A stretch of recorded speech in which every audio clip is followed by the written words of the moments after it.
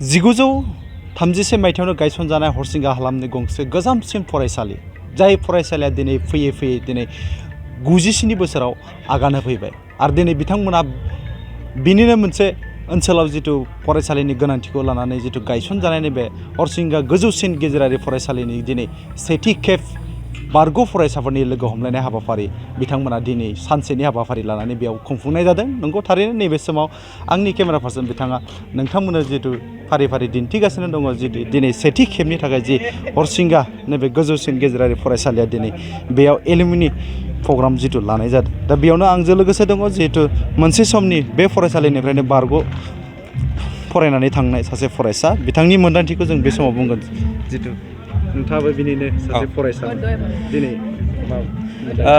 थारैनो जोबोर गोजोनथाव खौरां जोंनि हरिसिंगा हायार सेकेन्डारि स्कुला बारग' फरायसाफोरखौ लानानै सेथि खेबनि थाखाय नैबे बारग' फरायसाफोरनि जथुमा खुंदों आरो बेयाव गोजोनथाव खोथाया बेनो बे फरायसालिनिफ्राय गोबां फरायसाफोरा मोजां माबायाव साकरि मोननानै गुबुन गुबुन जायगायाव थादोंमोन आरो बिथांमोना दिनै फैनानै ज' जाफैदों आरो नैबे फरायसालिया मोनसे जारिमिनारि फरायसालि मानो होनोबा ब्रिटिश जुगनि ब्रिटिशफ्रानो गायसननानै गालांनाय जोंनि नैबे हरिसिंगा हायार सेकेन्डारि स्कुला आरो बे ब्रिटिशफोरा गायसननायनिफ्राय दिनैसिम गोबां बिनिफ्राय मोजां फरायसाफोरा मोजां साकरि लानानै बा मोजां हिउमेन रिसोर्च बिथांमोना जाहैनो हादों। दा बियो गोजोनथाव खौरां आरो बेयाव दिनै आंबो सासे हरिसिंगा हायार सेकेन्डारि स्कुलनिनो फरायसामोन। आङो 1999 मायथाइयाव बे फरायसालिनिफ्राय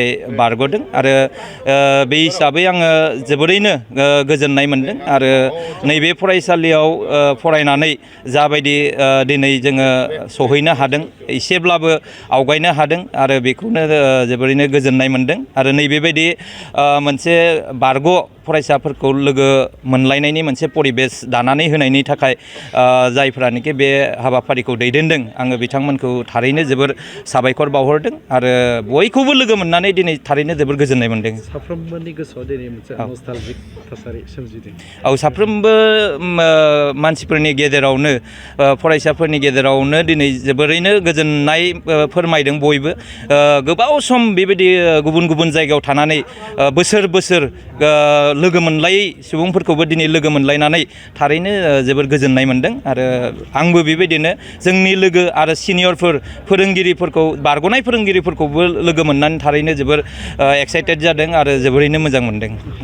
नंगौ बिथाङाबो जिहेतु नैबे हरसिंगा गोजौसिन फरायसालिनिफ्रायनो बारग'लांनाय सासे फरायसामोन आरो बिथाङा दिनैनि दिनाव बे जि गावनि जा पजिसन बेयाव बे मोनफैनायनि आन्दोआवनो दङ होननानै बुंदों बिथाङा नैबे हरसिंगा हायार सेकेन्डारि गोजौ फरायसालिया आरो बिथाङा बुंबावदों जिहेतु नैबे मोनसे जारिमिनारि जि थावनि नैबे हरसिंगा गोजौसिन गेजेरारि फरायसालिया मोनसे ब्रिटिशफोरनि दिनावनो जितु गायसननानै गालांजानाय बे मोनसे फरायसालि होननानै बिथाङा जोंनि सिगाङाव बुंथिदों। जोंबो आसा खालामदों जितु बिथांमोननि जि दिनै सानसेनि हाबाफारि लानानै जि खुंफुंजानाय नैबे बारग' फरायसाफोरनि जि लोगो हमलायनाय हाबाफारि बे हाबाफारिया मोजाङै मोजां जाफुंथों होननानै नैबे समाव आं केमेरा पार्सन बिथांजों लोगोसे उदालगुरिनिफ्राय बड'सानि जानानै सोरांसार बरग'यारि। इंराजि आयदानि सासे लोगो फोरोंगिरिनि गोनांथि जादों। चिरां जिल्लानि बेंटलाव थानाय मोनसिन 14 इंलिश स्कुल बाथौ मिसनाव एसिस्टेन्ट इंलिश टिचारनि गोनांथि जादों। जायफोर फोरोंगिरि मावनो गोसो गुदुं बिथांमोनहा इंराजि फोरोंगिरि मासिनि थाखाय आरज खालामनो हागोन। बिनायसाया इंराजि आयदायाव मेजर लानायजों लोगोसे एमए नङाब्ला बिए उथ्रिनाय जानांगोन लोगोसे बिएड नङाब्ला डीएलएड कर्स लानाय जानांगोन। फोरोंनायनि रोंगौथि थाखानाय आरो इंलिश मिडियाम स्कुलनि बिनायसाखौ गिबिसिनै खाबु होनाय जागोन। दानबान्थाखौ फरायसालि सामलाय आफाद एबा एसएमसीनि नेमखान्थि बायदियै सावरायनायनि गेजेरजों थि खालामनानै होनाय जागोन। गनायजाथाव बिनायसाफोरा गावनि रोखा फोरमायथिजों आरज बिलाइखौ 7002873919 मबाइल नम्बरनि गेजेरजों वाट्सएप एपआव दैथायहरनो हागोन। सायख'जानाय एबा थिसनजानाय फोरोंगिरिया स्कुल केम्पासनि सिङावनो थानांगोन।